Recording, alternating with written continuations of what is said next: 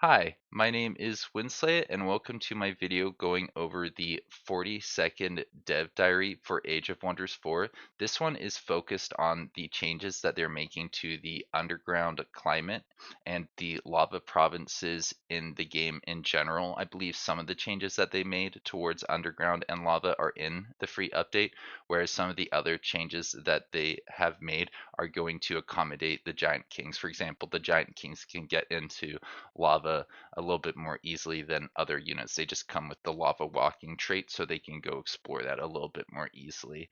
Now, I have taken a little bit of time this morning to collect a couple screenshots from the dev stream that they posted right before this dev diary. So I think what we'll do today is we'll actually talk a little bit about these interesting images at the end of today's video.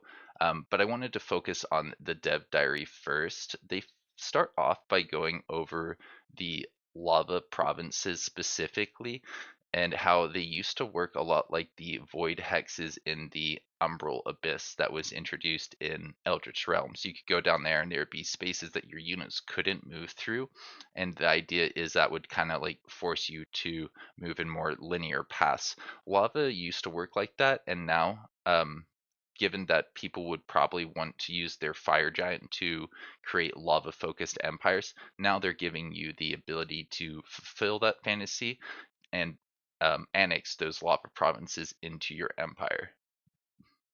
Seems like that these lava provinces are going to appear in desolate regions on the surface as well as the underground. So if you want to get access to the new building chains, you can do it on the surface. You don't have to be underground.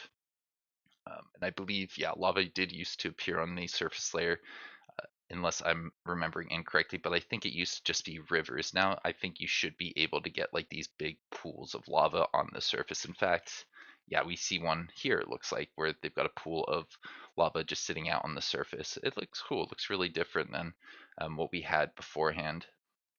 What else do we have here? The two buildings that you can build when you have this region is a Smelter Mine or a Cinder Conduit. I believe this doesn't require production. It's just like you annex it and then you get the mana and the penalty that's associated with it, unless you're playing a very specific faction. I believe there's some that have inherent um, like lava ignoring traits. Desolate Adaptation and Underground Adaptation let you ignore that minus 15 stability penalty that's associated with the Smelter Mine, as well as if you wanted to take some tome things later on in the game, you can take these transformations. I think they're like transformations that come from tier 4 tomes, so they don't come online too quickly, but it is one way that can let you annex lava provinces into your empire without dealing with those penalties.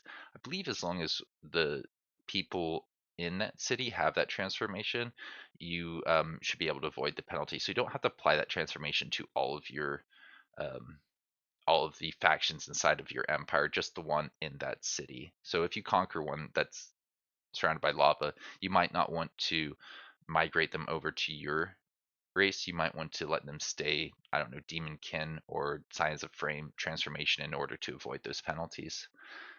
Next, we have the new guild that you can get if you get these provinces, and it looks quite good because it gives you production and knowledge for each lava province. It requires 4 lava provinces to unlock, so at the base level, that's going to be 20 production and 12 knowledge, but it could be a lot more than that. It really depends on how much lava actually spawns around your city, and then how worthwhile it is for you to get those provinces versus other ones that might give you knowledge earlier. Say you want to get a forester to get the library up and running. That could be better value in the short term, but this seems like quite a lot of value once you get it up and running.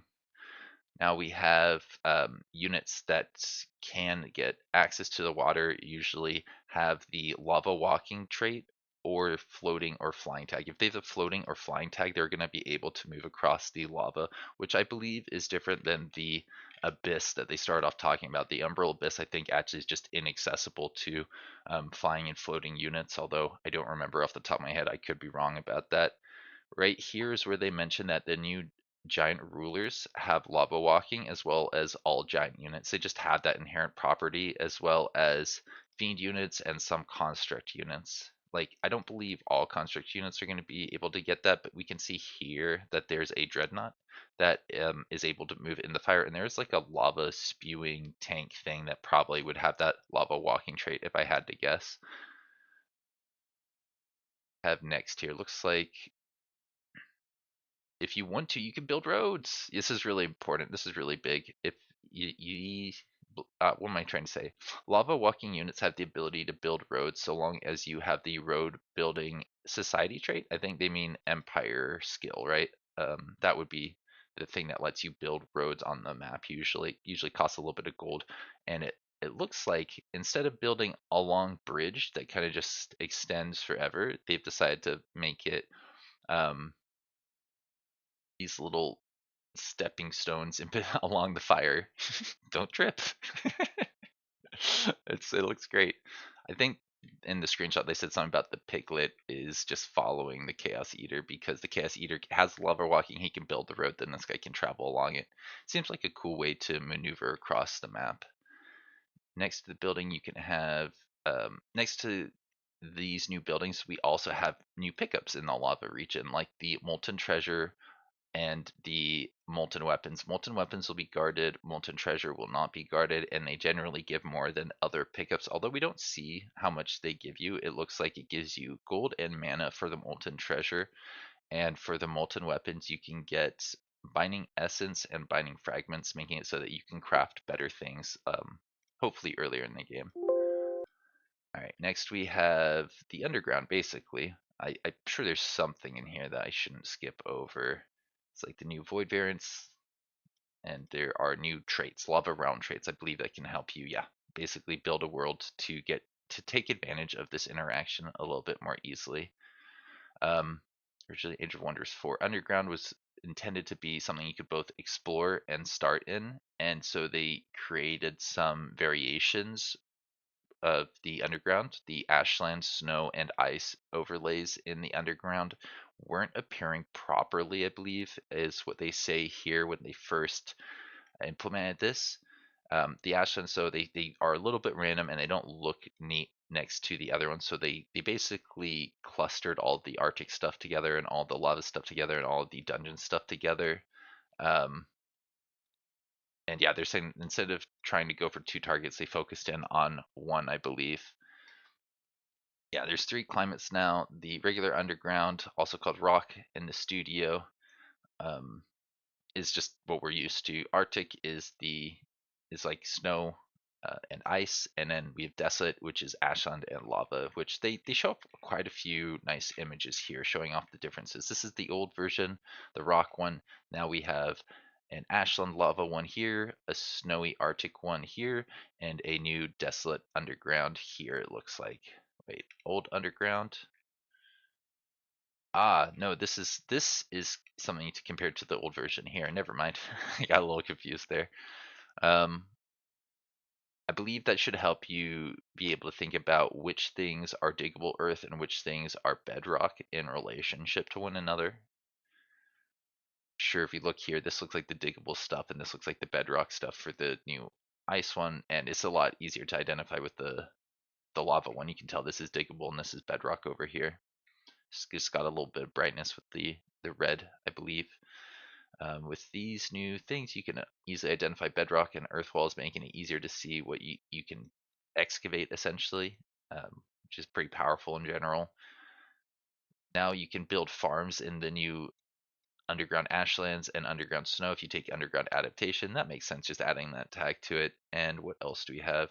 Oh yeah, spreading climates also works underground. I guess that didn't used to work in the older versions of the game, but I'm pretty sure gloom used to spread into the underground from the umbral abyss, but maybe I'm wrong. All right, the new dungeon overlaid in the underground. Mention the handcrafted regions here. Tome of Dungeon Depths is going to make your regions look like those handcrafted regions, basically.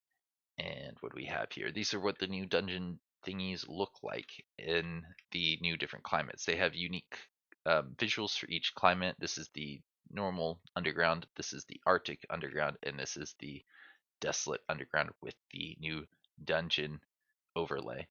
All right, what do we have next? Cover the changes to map generation. Oh yeah, map generation looks pretty different now. I took a quick look at these earlier, and I am pretty happy to see that these paths don't extend in a straight line for quite as long, and that you can kind of get out of them. It looks like this path is it needs you to spend like 3 turns just walking through the water or sailing through the water in order to get to another area that you could start clearing things. Um, yeah, less of a stretching pattern and more spacious overall, filled with nodes and other connections between taverns so that you're less likely to run into dead ends. I do think a lot of people would run into dead ends, and specifically when moving through these water passages, it felt like a waste of time a lot of the time. Now we have a lot more branching little paths that go off in different directions and then open up to other caverns a lot more. There's still large percentages that are what appears to be bedrock here, but I think this looks cooler. There's just gonna be more competition over like this center region than it would have been in the other one, because things are a little bit more evenly spread out in the old version. Um, but like they mentioned, I think running into dead ends is kind of annoying. This one, am I seeing like if you go up this path, you can run into an actual dead end, so they're still in there. They're just gonna be less common. All right, I can't wait to see how the map generation actually works underground once I start hearing from other people about this, because that sounds pretty dynamic, pretty interesting. And it's gonna be very dependent on how the map generates. All right, next they have something about exploring the underground. They wanted to make it so if you didn't want to settle there, you still could have the fantasy of an underground explorer, and that's made easier with this new realm trait, which is going to make it so that the caverns are much smaller and numerous. Um, there's more pickups there, there are more ancient wonders there, and the provinces are covered in diggable earth. I think, well, you can place a city in those regions that have the diggable earth. They'll be more narrow, so you won't be able to attach as many provinces to it without increasing your town hall to give yourself more reach. But I feel like at a certain point you should be able to get out of the underground to an underground passage, and that will help you compensate for settling underground, even on this underground explorative underground trait that they have here. All right, what else do we have in the dev diary? Not too much. The new thing looks like this is what we're seeing. That's what it's going to look like. A lot of very little narrow like passageways between some reasonably small openings compared to this version up here, but still a fair few of them and a lot of passageways. And once again, I see a dead end right there. Don't choose the dead end. That scout's going to waste his time.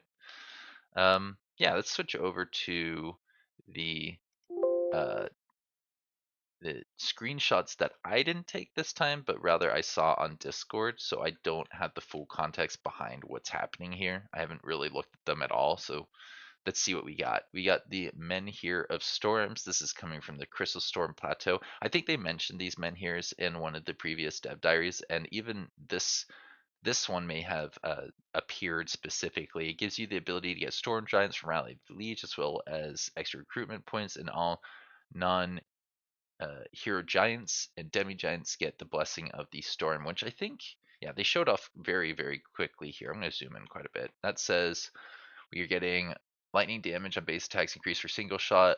We get basic resistance and +5 lightning resistance seems pretty good. The immunity to electrified is really, really nice. That sounds super good. If you see somebody using evocation, you can kind of deny a big part of their build using this rune, I believe is what it is. Blessing of the Storms unit just gets this actually. Yeah, the giants just get that. So you just make giants and now they can't be electrified if you have the menhir, the artifact that's associated with this event chain.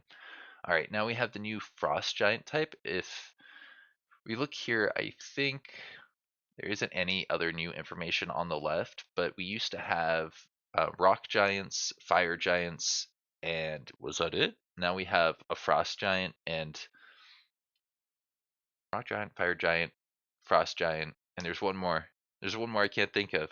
Well, we got to see this one, and he has a blizzard smash. It looks like deals damage to a target. Enemies within that chance have a to take a 30% of that damage, and there's a frozen chance. I believe the frozen chance should apply to the AoE, but as I said, I didn't actually watch the stream. I don't know if we actually got to see this in action. That seems pretty powerful. Cooldown 2 sounds very nice. That's not even its primary attack, that is its secondary attack, so it's probably got something quite nice on the primary attack as well as this throw ice boulder attack that if I had to assume, I would say one of those, if not both of those, have some chance to freeze the enemy. Probably not the charge attack, because that would be very nice to be able to charge into an enemy and freeze them.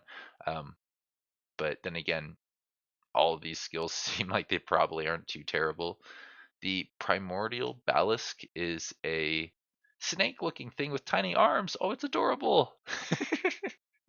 It's gonna have an attack that we didn't get to see too much of. There's two attacks here, a Blight Coil and a Doom Gaze. If I had to guess, Blight Coil sounds like he's gonna wrap himself around the enemy, but that's its primary attack. Oh no, and Doom Gaze must be a ranged attack. Serpentine Curse must be some kind of action that like makes the enemies fumble or have reduced morale or maybe poisoned. And then there is this Primordial Envy at the bottom here. When this unit in battle, while this unit is in battle, all friendly units get a 60% chance of stealing one positive status effect. That seems quite nice. You probably want to get these on your side if at all possible. Although they're tier 5 animal units, so I think it's going to be kind of challenging. If I remember correctly, there should be cages that you can pick up to get access to these units, but I'm not too sure. The Primordial Pyremoth. I believe there is another Pyremoth image in here. There's like a lower version of this. This tier 2 looks beautiful, by the way. Sorry about the noising. I keep worrying that my headset's gonna turn off, so I keep clicking that. So yeah, we have this lower tier one that has fire bolts and a bursting dust attack, which I have to assume is some kind of ranged AoE. And this one is just like a regular repeating attack. This guy seems pretty basic. He's a pretty normal battle mage. Whereas if we go back up here, the Primordial Pyremoth is going to have the Pyre Scale Blast. Looks like a lot of damage. If that's in an AoE, that's going to be very nice. But I have to imagine maybe that's a single target, which makes me think maybe the other Pyremoth thing is single target, just a lot of damage from a range or something along those lines. Rejuvenating Flames sounds like it's going to give healing to either itself or other units, kind of like Cleansing Flames, but not too sure. I don't believe they actually showed off the details on that or prime. Oh no, we get see Rejuvenating Flames right here. Oh, and then we do get see Primordial Pride down here. Okay, good, good. Let's read these. Rejuvenating Flame says consumed all burning stacks from a target enemy unit. For each consumed thing, the unit takes 20 fire damage for each stack of burning. When you can get up to 5 stacks of burning, so you can just do 100 damage to a unit. Friendly units in a 2 hex radius of that target get 6 temporary hit points and a stack of regeneration. Wow. Okay, one stack of regeneration isn't that much. A little bit of healing isn't that much, but when you consider that is something that you get on top of maybe deleting a enemy unit, it's pretty good. It does a lot of damage to the enemy team while also helping your team. Okay, I like the sound of that a lot. Well, I like the sound of having that on my army, not fighting into it, which is probably going to be the case with all these primordial units. They're going to be guarding like large animal nests and probably some ancient wonders. Oh man, it's going to be terrifying. While this unit is in battle, all friendly units gain what once per turn when this unit is hit by attack, the attacker gains a stack of burning. Great. So you can make it easier to apply rejuvenating flames. Lovely. But yeah, that's everything I had for you today. If you feel like I missed anything important, please feel free to let me know in the comment section below. Have a good rest of your day. Bye bye.